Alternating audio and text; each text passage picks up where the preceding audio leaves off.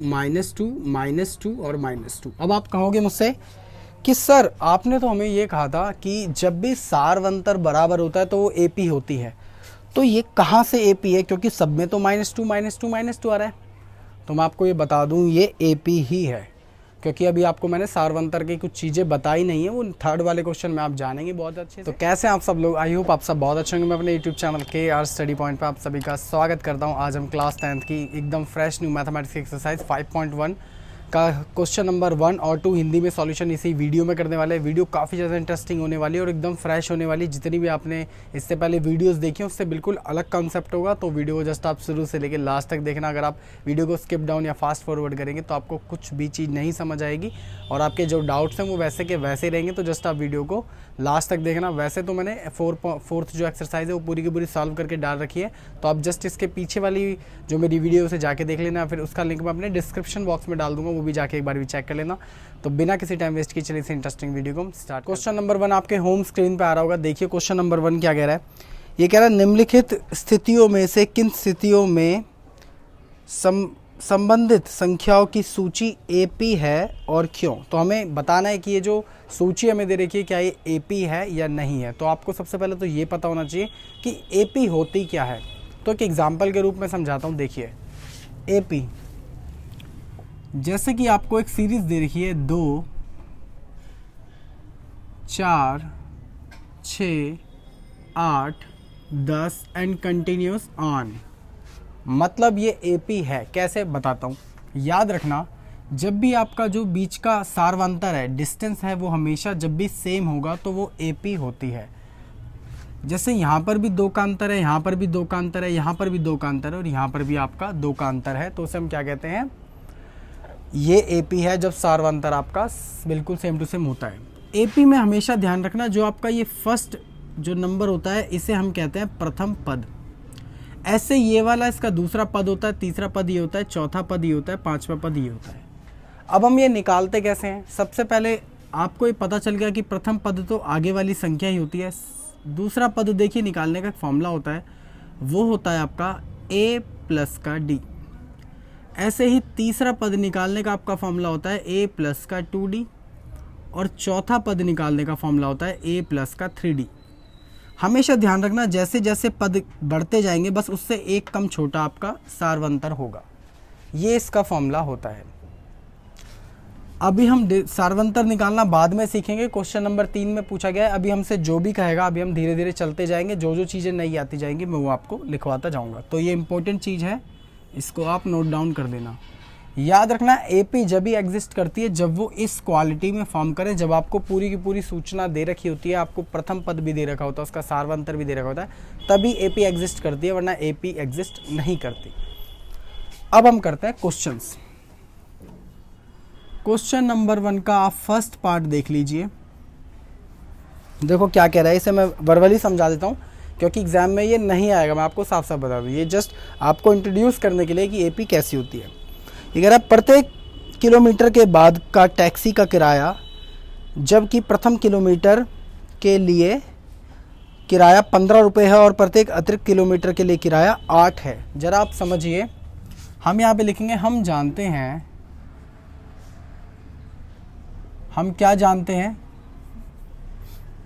कि जो प्रथम किलोमीटर का किराया है वो है आपका 8 है, और अगर कोई लड़का दूसरे एक और किलोमीटर जाना चाहे, सॉरी पहला किलोमीटर आपका 15 किलोमीटर है, और अगर कोई व्यक्ति आगे के डिस्टेंस पे जाना चाहेगा, मतलब दूसरा किलोमीटर जाएगा, तो उसे 8 बढ़ाना पड़ेगा।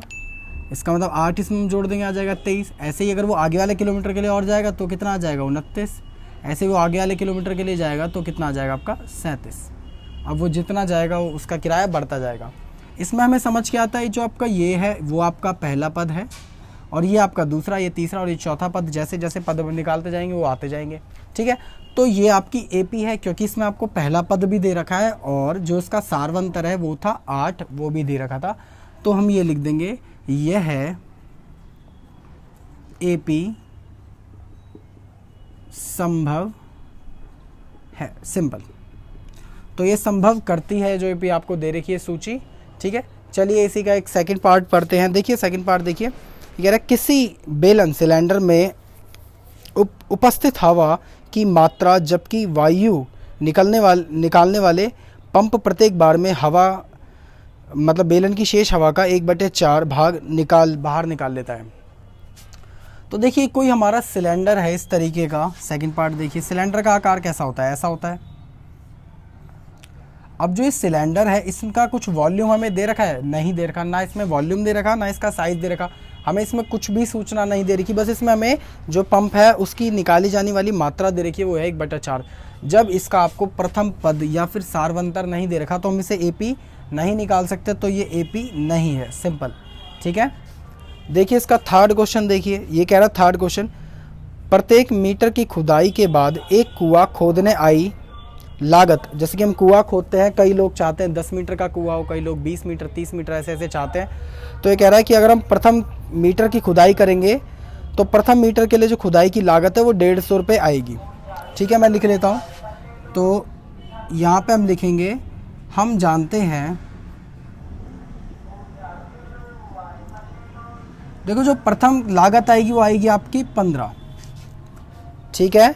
और जैसे जैसे हम अतिरिक्त मतलब खुदाई करते रहेंगे वो 50 लागत बढ़ती जाएगी। इसका मतलब देखो पहले मीटर की लागत कितनी आएगी, 150 है, 15 नहीं 150 है, 150 आएगी, तो दूसरे मीटर की लागत कितनी हो जाएगी, 200 हो जाएगी अगर हम 2 मीटर खुदवाएंगे तो।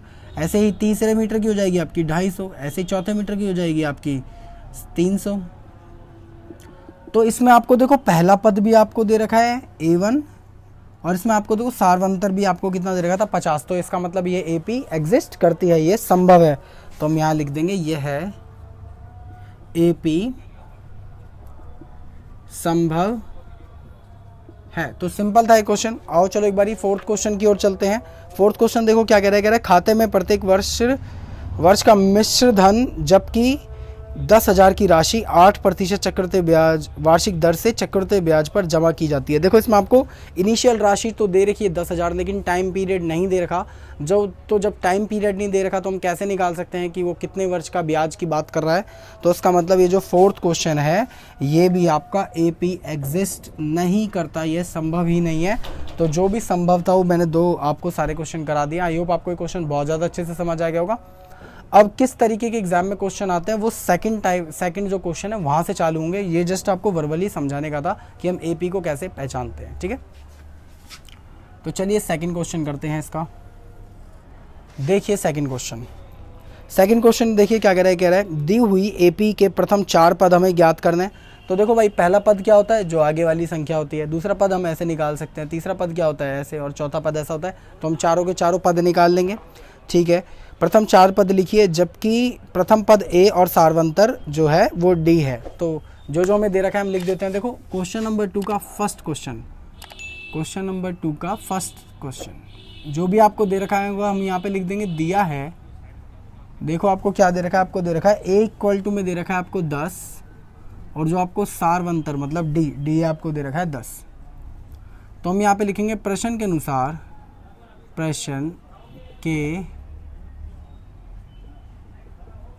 देखिए प्रथम पद हम कैसे निकालते थे, आपका प्रथम पद होता था जो आपका ए होता था वही आपका प्रथम पद होता था।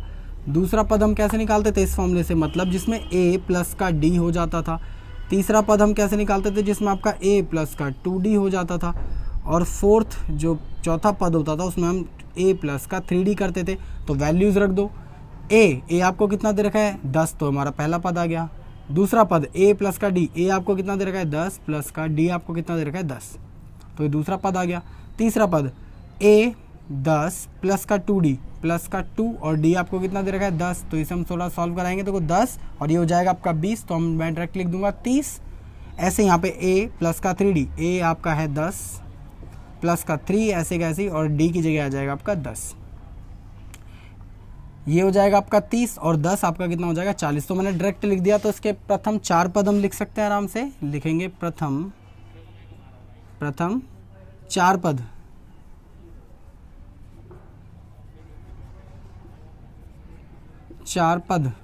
वो आपके कितने हो जाएंगे, पहला हो जाएगा आपका 10, दूसरा हो जाएगा आपका 20, तीसरा हो जाएगा आपका 30 और चौथा हो जाएगा आपका 40, ठीक है। तो ऐसे आप आई होप आपको समझ आ गया होगा। तो ऐसे ही हम सारे के सारे क्वेश्चन करेंगे। देखो सेकंड क्वेश्चन आपका क्या कह रहा है, सेकंड क्वेश्चन में भी आपको देखो कुछ चीज़ दे रखी होगी, तो मैं यहाँ पे आराम से लिख सकता हूँ, दिया है। तो सेकंड क्वेश्चन आप में ए की वैल्यू दे रखी है -2 और डी आपको दे रखा है 0। तो ए दे रखा है आपको -2 और आपको डी दे रखा है आपको 0। तो चलो मैं इसे करना चालू करता हूँ। अब हम यहाँ पे लिखेंगे प्रश्न के अनुसार, प्रश्न के अनुसार। तो अब हम चारों के चारों पद कौन से होते थे, ए होता है, A2 होता है, A3 होता है, A4 होता है, सबको निकालेंगे इस वाले फॉर्मूले से।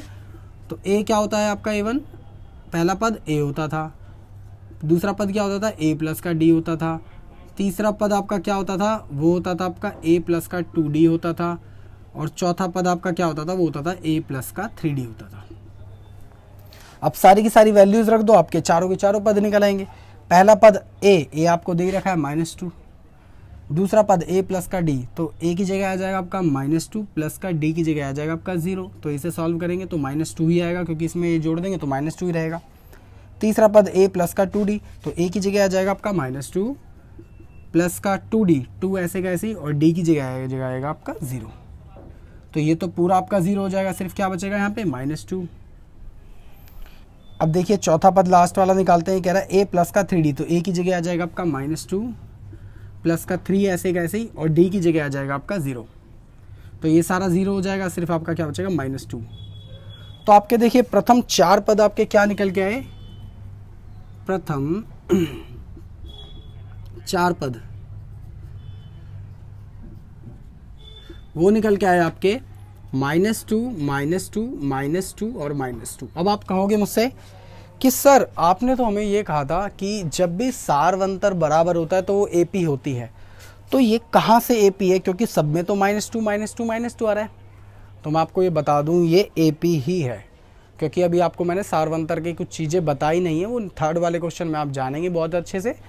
तो ये AP है, उस वाले क्वेश्चन में मैं आपको बहुत ज़्यादा खुलकर बताऊंगा कि कैसे सारवंतर जब बराबर होता है तो AP होती है, इसका भी अंतर बिल्कुल बराबर है, अगर आप आगे जाके सीखेंगे तो। ठीक है, अभी आप इतना ही सीख लो, जब वो टाइम आएगा तो वो भी सिखा देंगे, जस्ट इसकी नेक्स्ट वाली वीडियो में ही सिखाएंगे, डोंट वरी। ठीक है, तो जल्दी से सारा का सारा नोट डाउन कर लो, क्योंकि मैं क्वेश्चन नंबर 2 का पार्ट नंबर 3, 4, 5 इसे रब करके करवाएंगे। तो जल्दी से आप या तो स्क्रीनशॉट ले लो या फिर वीडियो को पॉज करके उतार दो। हम मिलते हैं क्वेश्चन नंबर 2 के 3, 4 और 5 पार्ट। तो क्वेश्चन नंबर 2 का आपने पार्ट नंबर 1 और 2 बहुत ज़्यादा अच्छे से समझ लिया होगा और उतार भी लिया होगा। तो चलिए क्वेश्चन नंबर 2 का 3rd, 4th और 5th पार्ट हम करते हैं। क्वेश्चन नंबर 2 का 3rd पार्ट आपके होम स्क्रीन पर आ रहा होगा, देखो मैं पढ़ देता हूँ। ये कह रहा है कि जब आपका a 4 दे रखा हो और आपका d -3 दे रखा हो तो कैसे निकालेंगे। तो जो भी दे रखा होगा हम वहाँ पे लिख लेंगे a इक्वल टू में, a आपको दे रखा है यहाँ पे 4 एंड d आपको दे रखा है -3। तो बस यहाँ पे मैं लिखूँगा प्रश्न के अनुसार, प्रश्न के अनुसार। देखिए प्रथम 4 पद भी इसमें ज्ञात कर दें, तो ये जितने भी 4 पद है हमारे 1, 2, 3, 4, इनको यहाँ पे एज इट इज लिख देंगे जैसे हमने पहले क्वेश्चन में कराया।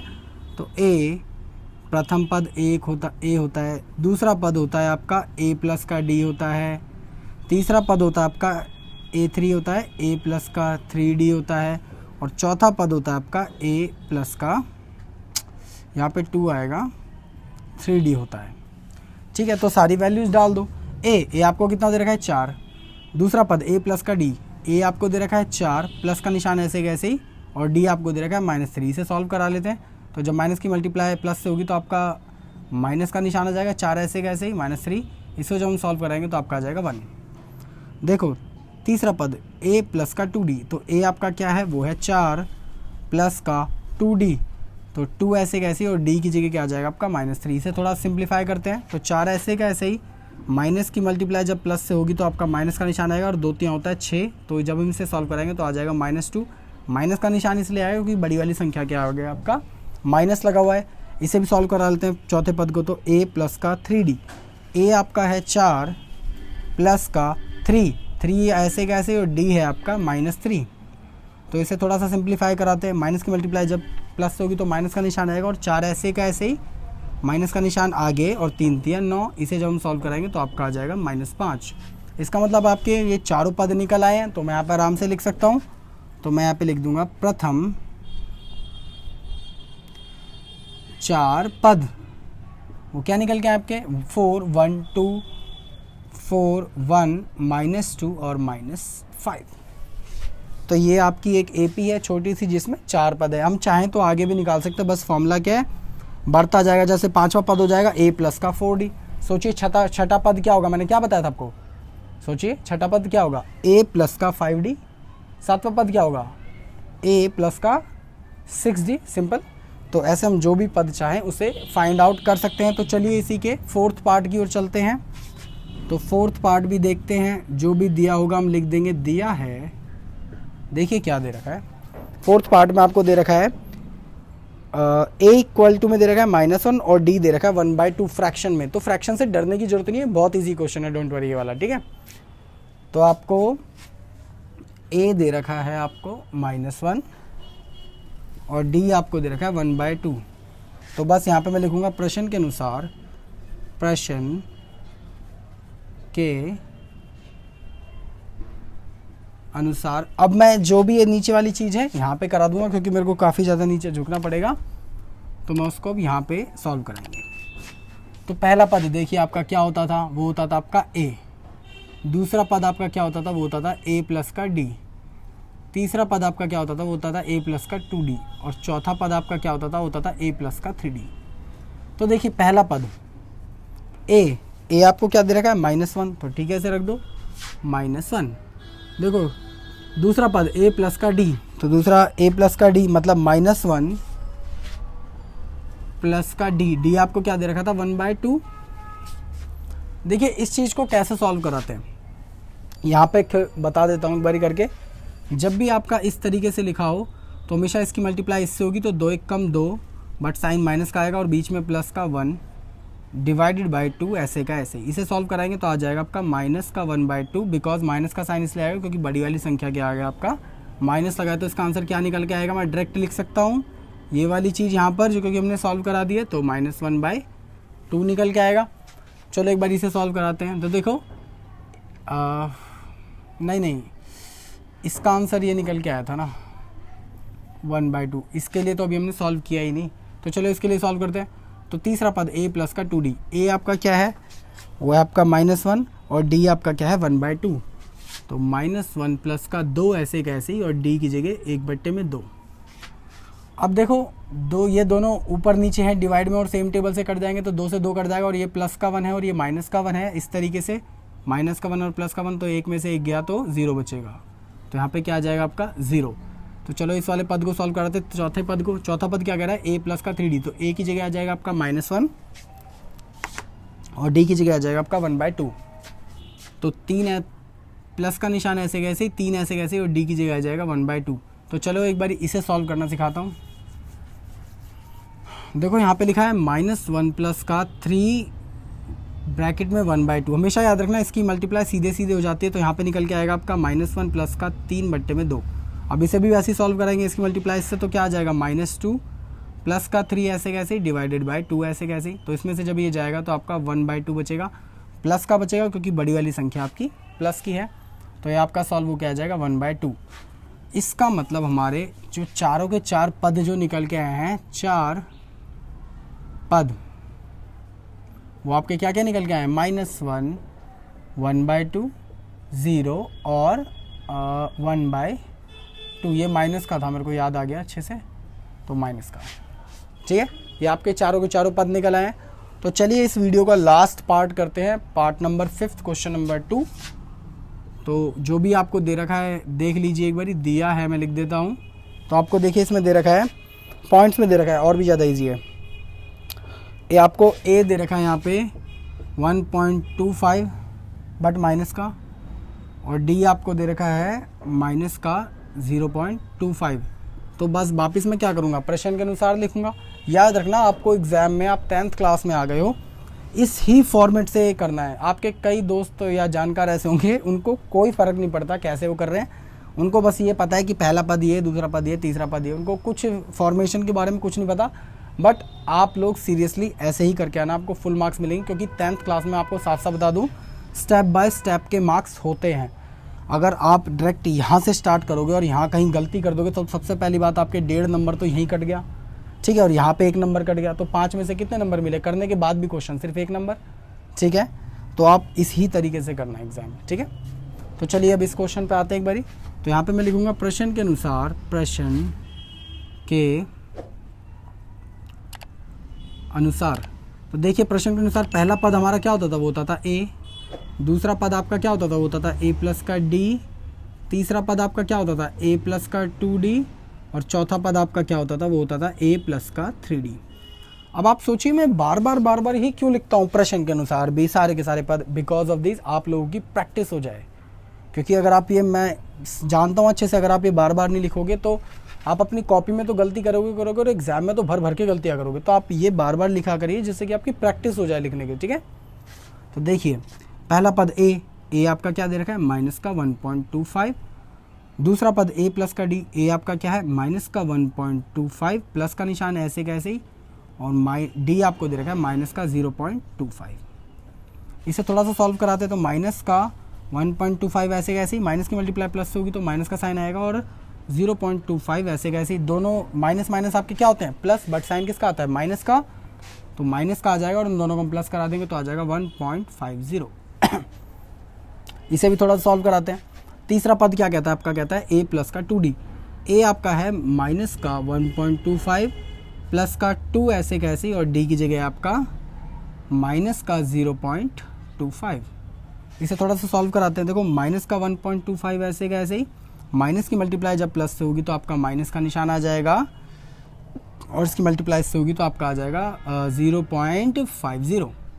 माइनस माइनस आपके क्या हो जाएंगे, यहाँ पे प्लस हो जाएंगे, बट साइन किसका आएगा, माइनस का, तो दोनों प्लस हो जाएंगे तो आपका बट साइन आएगा माइनस का 1.75, ठीक है।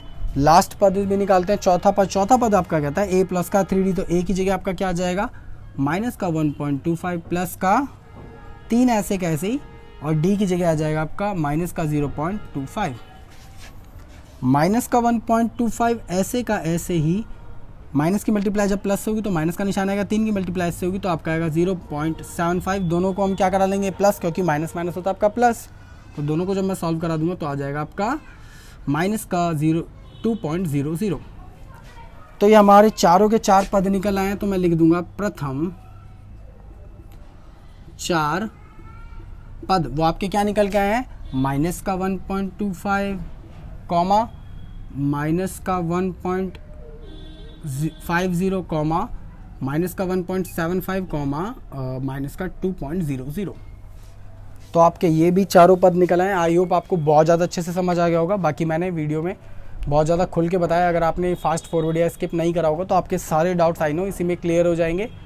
तो जल्दी से आप ये भी उतार लीजिए। बाकी इस वीडियो को हम यहीं ख़त्म करते हैं, मिलते हैं किसी और वीडियो में क्वेश्चन करते हुए। और अगर आपको फिर भी कोई डाउट हो तो आप मेरे को बेझिझक कमेंट कर देना। कमेंट का रिप्लाई भी मैं ज़रूर दूंगा और आपको कोशिश करूँगा अच्छे से समझाने की। एंड इसके जस्ट जो नेक्स्ट वीडियो आएगी वो आएगी क्वेश्चन नंबर 3। उस क्वेश्चन को हम बहुत ज़्यादा अच्छे से करेंगे, क्योंकि जो क्वेश्चन नंबर 4 है उससे ही थोड़ा सा इंटरेक्ट करता है, और क्वेश्चन नंबर 4 बहुत बड़ा है तो उसे समझना बहुत ज़्यादा ज़रूरी है। तो अब हम करेंगे किसी और वीडियो में क्वेश्चन, मिलते हैं किसी और वीडियो में क्वेश्चन करते हुए। अगर आपको वीडियो अच्छी लगी तो वीडियो को जरूर करना लाइक। अगर आप मेरे चैनल पर पहली बार आए तो चैनल को जरूर करना सब्सक्राइब ऐसी और वीडियोज़ के लिए। अभी हम 10th की जो कोर्स है उसको कंटिन्यू रखेंगे आगे तक, फाइनल तक। तो जब तक के लिए जय हिंद, जय भारत।